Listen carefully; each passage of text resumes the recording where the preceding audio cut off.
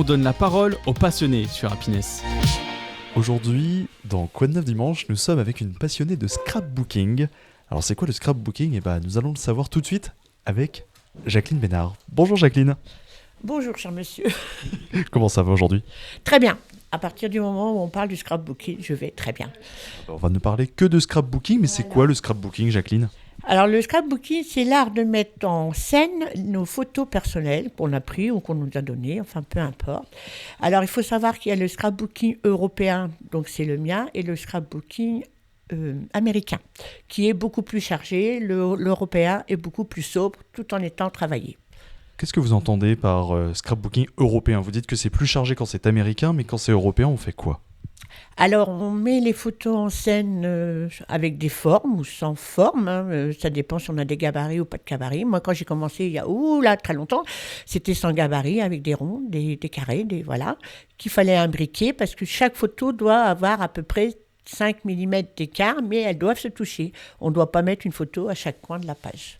Le fait qu'il y ait 5 mm d'écart, ça permet à la fois donc de les toucher, mais ça permet aussi de les mettre en forme. Oui, c'est ça.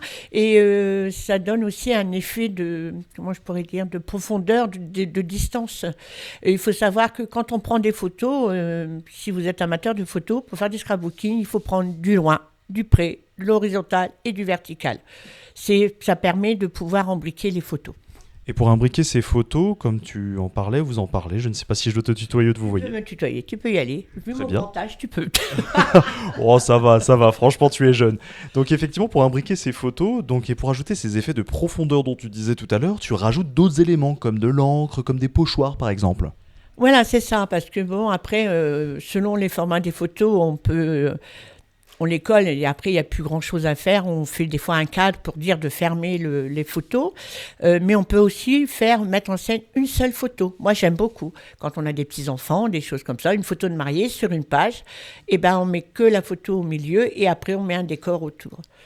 J'allais te dire, comment mets-tu en scène concrètement ces photos ? Donc on met un décor autour qui peut être, ça dépend le thème de la photo, mais souvent moi je travaille avec de l'encre, on peut travailler avec de la craie. Moi j'aime bien l'encre parce que sur le temps ça reste, et avec les pochoirs ça permet de dessiner des formes aux alentours.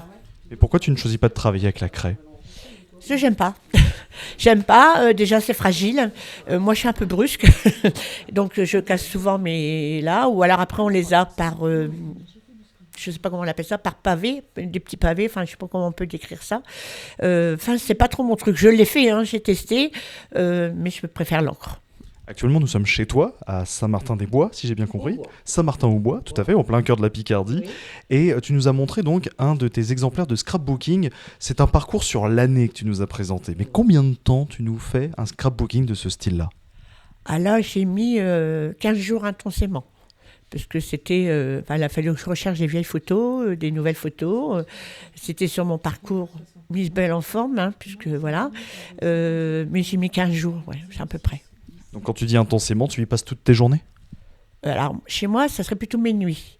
Parce que je dors très peu.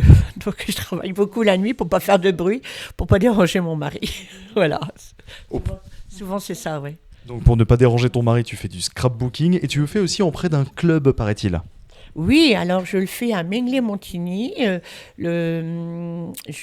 avec une prof et ça fait partie de Famille Rurale dont je suis partie membre du bureau aussi. Mais sur Menglet, il y a énormément d'associations qui permettent aux gens de se rencontrer et ça c'est important. D'ailleurs Jacqueline, tu nous parles d'associations, tu nous parles de clubs, tu es très active dans plusieurs clubs d'ailleurs dans le coin. Dans le coin. Alors, je vais dire que je fais partie, c'est pas un club, mais de la mairie. Je fais partie des Médiévales, du groupe des Médiévales, qui s'organise tous les 2 ans à Saint-Martin-aux-Bois. Qu'est-ce que je peux vous dire ? Qu'est-ce que je fais d'autre ? Le comité des fêtes, oui, j'ai oublié le comité des fêtes. Oh là là, puis en plus, on est en train de préparer Noël. Voilà, avant, il y avait l'encadrement qui était sur Menglet aussi. J'ai fait beaucoup de cadres. Si tu peux jeter un œil, ce qu'il y a d'accroché, c'est fait, voilà. Là, il y a de la marqueterie de paille aussi. Donc voilà, c'est très manuel aussi, quoi. Alors pour les personnes qui nous écoutent à la radio ce matin sur Happiness, on va décrire que la marqueterie sur paille, j'essaie de la voir effectivement, c'est magnifique, on voit un cadre ici rouge et noir avec une fleur à l'intérieur. C'est pareil, ça fait partie aussi de tes passions. Oui, c'est ça, voilà. J'en fais beaucoup moins maintenant, mais oui, j'en ai fait énormément. Et quand on faisait, tous les ans, on faisait un concours, j'ai été plusieurs fois titrée. Pas toujours première, hein, il y avait des cracks, hein, des dames très, très douées. Mais j'ai eu quelques trophées aussi. Voilà. Quel type de trophée tu as eu? Eh ben, on gagnait même pas grand-chose, mais c'était le plaisir de dire, ben, je suis arrivée deuxième, troisième, prix du public ou n'importe quoi, voilà. C'est L'esprit magnifique. de compétition. Tu as l'esprit de compétition, c'est ce que tu viens de dire. Et Ouais. tu as aussi l'esprit d'organisation. Tu parlais tout à l'heure que tu faisais partie du comité des fêtes. Et ici, dans ce village, tu fais aussi ce qu'on appelle les médiévales tous les 2 ans. Tous les 2 ans, c'est ça. C'est un travail de titan à organiser, donc c'est pour ça qu'on le fait que tous les 2 ans, parce que financièrement, c'est compliqué. Et il faut faire des demandes de subventions. Bon, moi, je suis une petite main, hein, voilà. Il y a les groupes des Cerbères, donc c'est les médiévistes, hein, c'est eux, c'est Christophe qui organise tout le côté troupe et tout ça. Nous, on est plus sur le côté taverne, voilà. Quand on me cherche, souvent, je suis là, je suis à la taverne. Et voilà, mais c'est beaucoup d'organisation. On a la chance d'avoir une abbatiale qui est magnifique avec du terrain. Donc voilà, c'est vraiment quelque chose qui me tient à cœur, c'est vrai. C'est vrai que là où nous sommes chez toi, on a une vue imprenable sur l'abbatiale. Tu vis ici depuis que tu es toute petite. Depuis toute petite, voilà, et avec mes parents. Et après, ben, on a déménagé, enfin toujours dans le village. Et moi, je suis venue réhabiter en janvier 82. Et je suis toujours là. Et tu n'as pas bougé depuis. Et effectivement, on continue sur les passions. Tu disais que tu étais une petite main, même pour les médiévales, mais tu es aussi passionné de décoration. Ah oui, ça c'est un... Oui, ça fait partie de mes hobbies, quoi. Décorer une salle pour un anniversaire, enfin pour le mariage. Quand je me suis remariée, j'avais tout fait à la main. Voilà, enfin c'est vraiment un truc que j'aime. Voilà. Et quel type de décoration tu peux proposer? Décoration de salle, décoration de table, faire part, menu, centre de table. Enfin, c'est très très très varié. Tu nous as montré dans ce scrapbooking, donc dans ce livre, que tu faisais de la déco, par exemple, sur le thème du cabaret, en fait, avec des assemblages évidemment de déco, de nappes, d'éléments en tout cas concordants, avec évidemment beaucoup de décoration. Tu t'appliques vraiment, en tout cas, à ce que la déco soit fidèle au thème proposé. Ah oui, bah sinon ça sert à rien. Et puis enfin je vais dire excusez-moi, mais je suis chiante quoi. J'aime bien que ça soit carré. Quand je mets une table, j'aime bien que mes verres soient alignés dans un certain sens, les chaises dans un autre sens. Je me rappelle, on a fait je sais plus quel... Les 20 ans, mon fils, je crois, non, les 30 ans, sur le thème médiéval, on avait mangé des yaourts dans les pots en terre pour récupérer, pour faire des verres.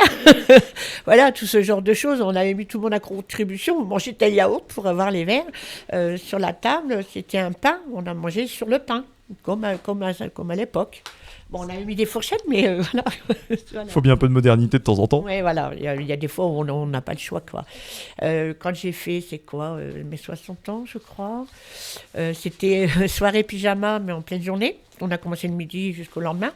Donc, les gens sont arrivés en pyjama. C'était trop... Enfin, tout le monde a joué le jeu. C'était super.